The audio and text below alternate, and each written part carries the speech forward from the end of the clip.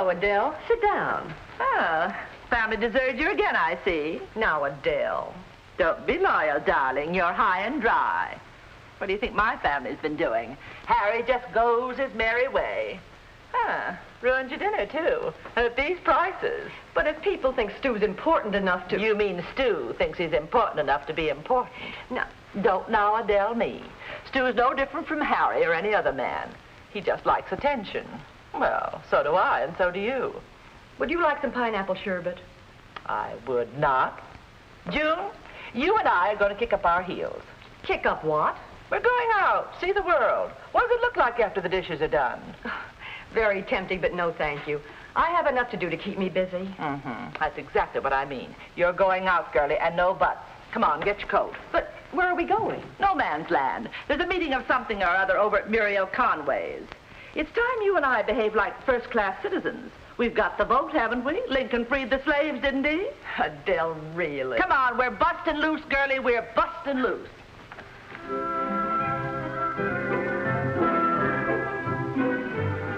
Yes, June, I did plan to stay home tonight. You've joined the Iron Lung Society. Yes, I know the world needs iron lungs, but if we eat out anymore, we'll need iron stomachs. Oh, no. You go right along. We'll manage. Goodbye.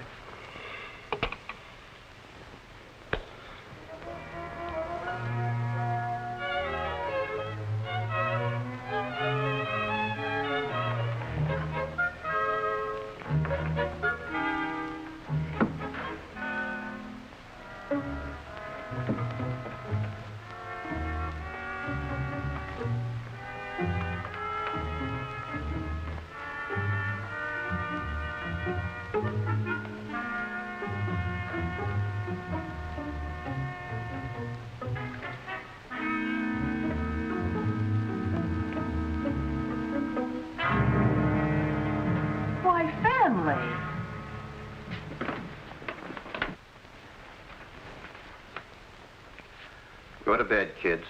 Hello, Mother. Good night, Mom. Good night, dear.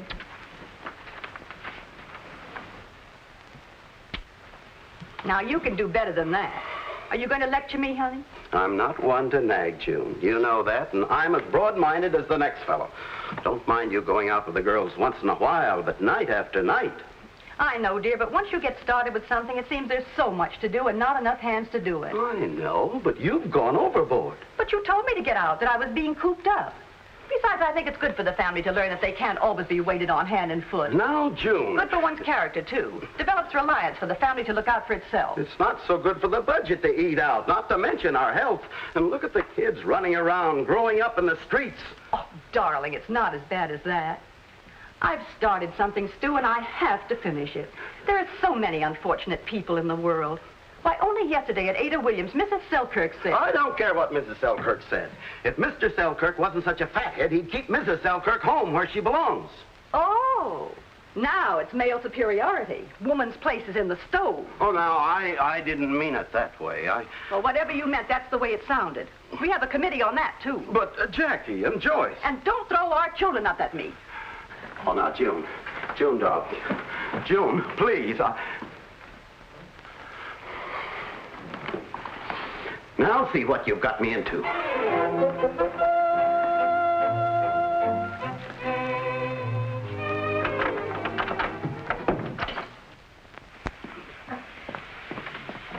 Hey, Stu, where are you? Man! Fire! Stu! Dude, get out! Fire! Stu! I'll get it! I'll get it! Fire! Stu! June! Kids, where are you? The house is on fire! Stand back, Stu! I've got it under control! Water! Water! Oh, okay. Huh? Looked like the Chicago fire. It was a New York steak. Oh. You too, huh? Oh. I haven't seen the mother of my child in a week. Likewise.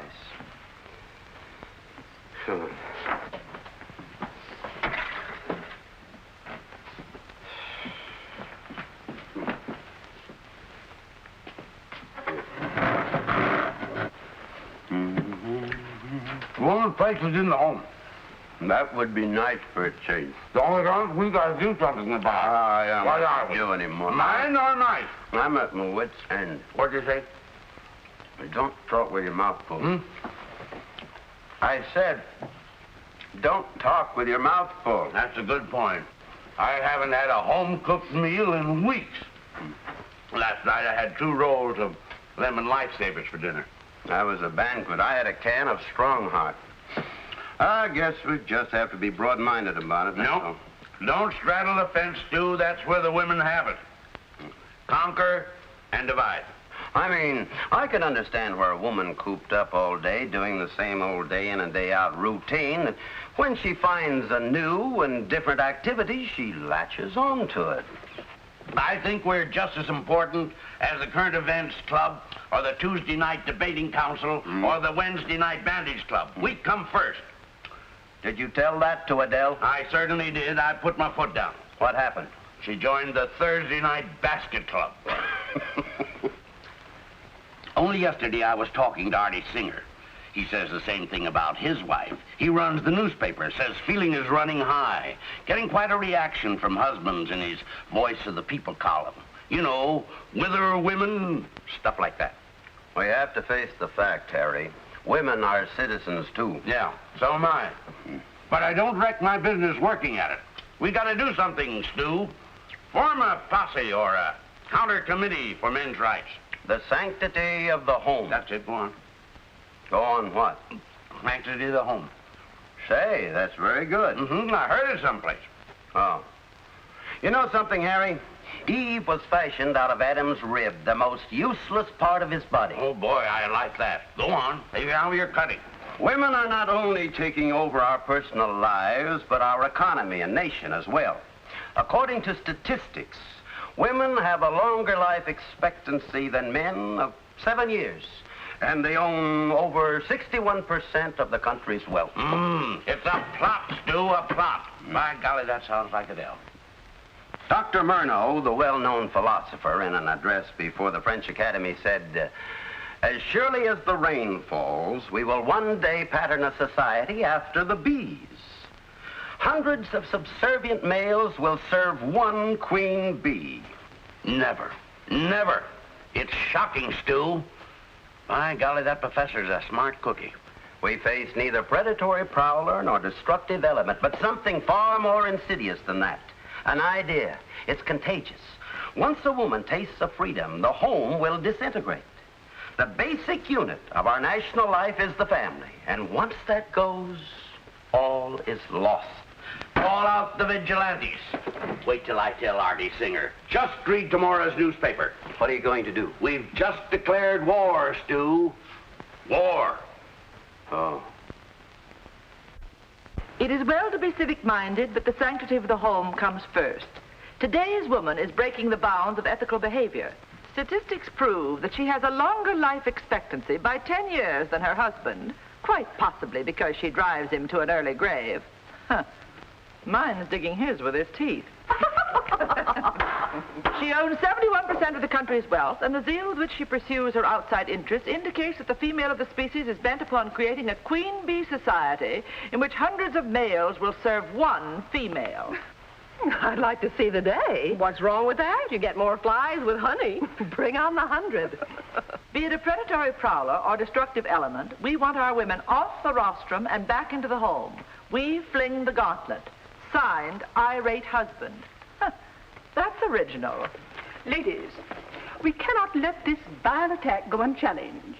The men, typically, think they're the only ones can do a job. Well, they've done a job, all right. Therefore, I will entertain a motion from this body that not only do we fling back the gauntlet to Irate Husband, but that we will challenge him in open debate. Hear, hear. Madam Chairman, Mrs. Irwin. fellow members, whatever the merit of Irate Husband's letter, I don't think we should answer it. What? I mean, the time and effort expended to answer such a boorish attack would divert our energies from the real issue at hand, to serve our community. This issue is age-old, and I don't think we should dignify Irate Husband by answering him. Madam President, Mrs. Johnson, I agree with June, up to a point. But for all we know, it may be one of our own husbands. My husband wouldn't have the nerve. Or would he? And because June feels as she does, I believe she would have the greatest objectivity of all of us of the Ladies' Tuesday Night Debating Council, answering this person. And therefore, I now nominate her to publicly debate this issue with irate husband. I move we make it unanimous. I second the motion. But why not? Fellas, please. A fine article, Stu, a fine piece of rhetoric. Why, Rosie was fit to be tied when she read it.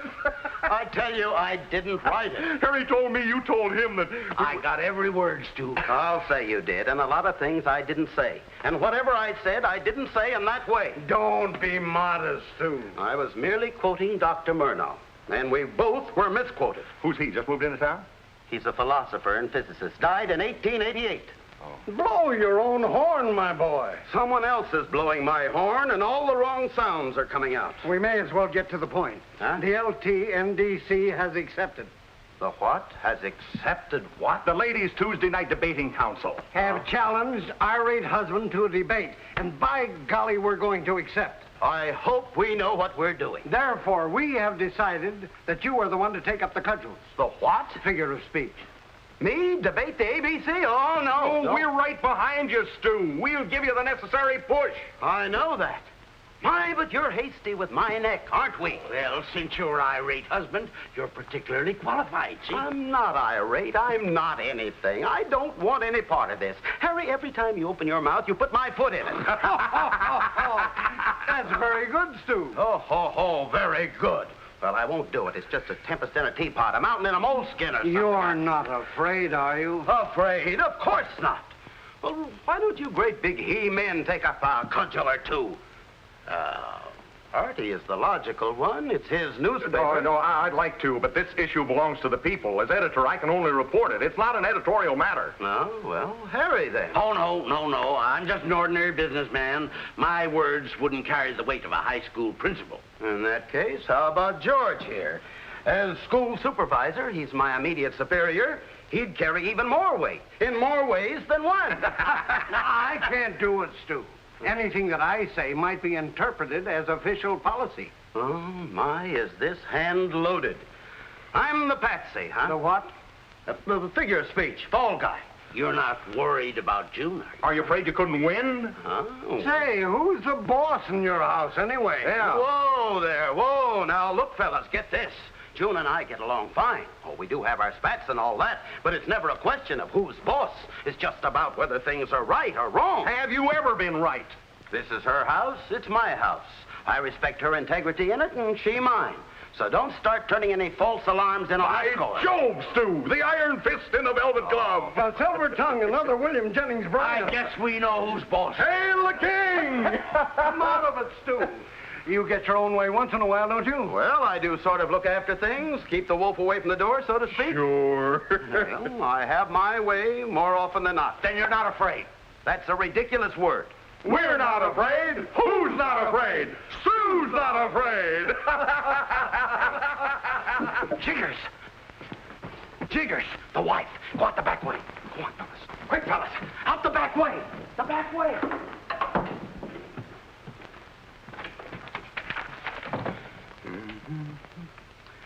Well, dear, you're home early. Yes. Where are the children? Well, Joyce is understudying the heroine's understudying the villain, and someone's understudying the virus. Jackie's over at Olivia's. Good. Then we can talk. Oh, I was doing it the hard way. Have you read the paper today, the newspaper, dear? Hmm? The Voice of the People column, that irate husband letter? Well, yes. It was a thoroughly unprovoked attack. June, I'd like to say something. I'm sorry for what I said the other night. I guess I was just carried away. Well, it was rather late when I came in, and thank you for the roses. No, I mean, it's that cock idea of mine of women's place and all of that. I guess I did feel a little sorry for myself. Well, perhaps I have been hitting it too hard. Oh, it's more than that. A lot of us are stuffed shirts on the idea, including myself. I'm a little stuffy, too, and I'm not ashamed to admit it. Why, Stu, you make me very happy. Well, I mean it, June. If I've interfered in the slightest, I apologize. Why, dear, I'm really touched. I was afraid to ask you before, but now I'm not. Afraid to ask me what? You can ask me anything you like, dear. Holler and I'll jump. Well, the Ladies' Tuesday Night Debating Council has delegated me to challenge irate husband to an open debate. You challenge irate husband? Yes. I didn't want to at first, but I think he deserves to be answered. Hey. And this is where you come in, dear. Me? You're so broad-minded, you can give me a man's point of view. Oh, yes. What was that? My executioner. What? I think we should drop this whole thing. Call it all off. But you don't understand, Stu. I want to put irate husband in his place. Don't you pity his poor wife? I pity him. The council has arranged to broadcast it locally. Broadcast? The debate? Yes, everyone in town will be listening. Oh. And with you to help me, we can make irate husband miserable. Yes, we certainly can. We'll return to the Irwins in just a moment. Irwins. Come in. The roast is almost done, I think. You're a dear to help out. If you have a minute, you can go over my speech. I've been over it, June. You haven't revised it again. With you to help me, it gets better all the time. Oh, you're hitting awfully hard here, June. This line, in 3,000 years of civilization, there have been only 277 years of recorded peace, none since 1861. Women couldn't do worse. I got it from a magazine. Not only that, but in early societies when the matriarchs... Now, whoa there, whoa, wait a minute. Facts and figures can serve any purpose. I don't dispute yours, but a thing like this can get out of hand. It divides people and breaks up homes. You're absolutely right, dear. That's why we're going to settle it once and for all when we go on the air next Tuesday. Next Tuesday? I can understand that from a male point of view, you'd like to salvage something from irate husband's nasty letter. But you're above such pettiness. I'm proud of you, Stu. You've never made me feel like anything but a partner in all you've undertaken. Well, I... Ladies and gentlemen, tonight we discuss an eternal issue. June, I have a confession One to that make. in every age asserts itself into every June, home. I have to tell you something. In every strata of society. I have done something Are terrible. women free, or are they mere chattels to serve June. them? What did you say, dear? Chattels? Can you think of a better word? No, chattels is quite effective. You're such a help, dear. Even if it is a man's world. Excuse me. The roast.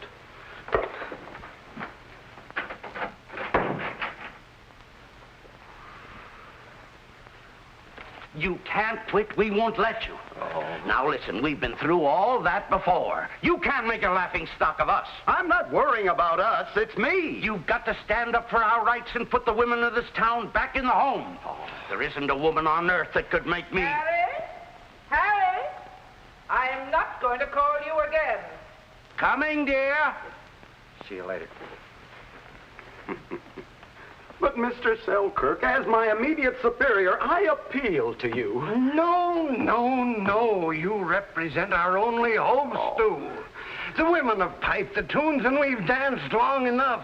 But now the jig is up for them. And why? Because you are a fearless champion. I don't want to be fearless. But we have faith in you. Don't let us down, Stu. I'm not afraid. Harry's not afraid. Artie's not afraid. And there are scores of others.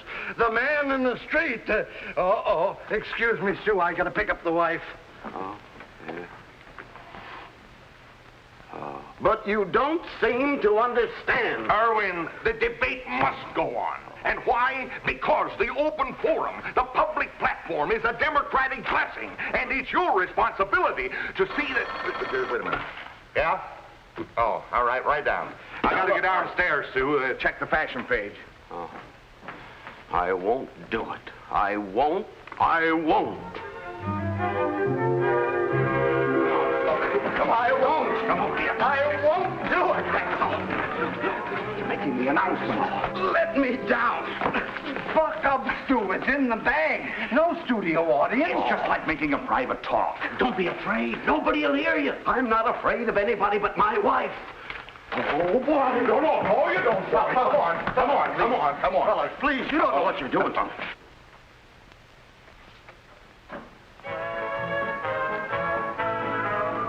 nothing to be nervous about, June. You have a fine speech. You'll meet irate husband face to face. I can't wait to see who he is. I'd feel better if Stu was here. Good evening, ladies and gentlemen. As you know, station HROC, in conjunction with the Daily Clarion, now brings you a public service event. A word-by-word account of that age-old question, women versus men. Is today's woman truly free? June, you're on. Representing the Ladies' Tuesday Night Debating Council, an organization given to discussing current events from the feminine point of view, is Mrs. Stewart Irwin. And representing the male gentry, the married ones especially, is irate husband, whose original opinion, published in the Clarion, has sparked this debate, Mr. Stewart Irwin. And who better to settle this than a married couple? I'm sure you're well acquainted with these fine people. Mr. Irwin, Father? distinguished principal of our high Irate school, chairman of the husband. Boys Camping and Oh. Fraternity, member of the Aquinas and Civic Center Luncheon Clubs, and his wife, Mrs. June Irwin, member of the Parent Teachers Association, the Tuesday Night Debating Club, the Ladies Dramatic Club, mother of 2 fine girls. And as always, the ladies first. Mrs. Irwin. I defer to Mr. Irwin. No, you go first, dear. I mean, Mrs. Irwin. No, you, Stu. No, you. Mr. and Mrs. Irwin, you're on the air. Ladies and gentlemen, what I'm about to say was not what I prepared for tonight's debate. I am willing to concede that it is certainly a man's world. Well, thank you, June. Well, this certainly puts things in a different light. With such a gracious wife, it's a little difficult to be an irate husband. Why is Father an irate husband? I don't know. Is it the same like angry? Mother backed out to save his face. And all that time he was anonymous. Imagine. What's anomalous? Any man anywhere to belittle those special gifts that every wife and mother brings into the home, enriching the family and the community. And therefore, we might rightly conclude that whatever the world, and it is a moot question that women could ever do differently with it, in the foreseeable future, it is quite unlikely that things will change. It is well to remember the invaluable contributions that women have made throughout history. You're off the air, Mr. Irwin. Throughout history, it will be proven that women have made invaluable contributions. You're off the air, Mr. Irwin. Stewart. Huh? It's dead, Mr. Irwin. Oh, thank you. Thank you. Now, you're going to listen to me, Mr. Irwin. That was a fine, shabby trick. Oh, June, honey, please, I can explain. Explain? You're not going to say another word until we get home. I'm going to give you a piece of my mind. June, honey, people are looking. Let them look. Let them listen. Of all the shameful, disgraceful... June, honey, lovey. A man's world, huh? Wait till I get through with you. Behind every throne there was a woman. Yes, lovey. And more women changed the course of history. Lovey, please. And you're going to admit... I do, lovey, I do. Stu. Huh? You haven't called me that since our courting days. Called you what? Oh, that. Well, say it. Oh, not here. Right here and now. Say it. Oh, June, please. Say it. Lovey. Louder. Lovey. And don't think that sweet words are going to help you. You have 3 of us to face when we get home. Get your hat. Yes, June, dear. Lovey.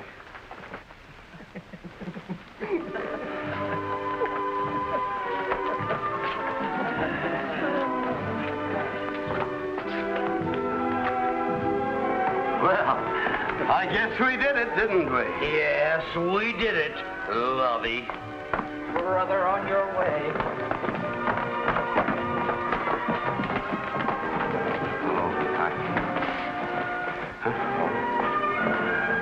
Please. Look, lovey.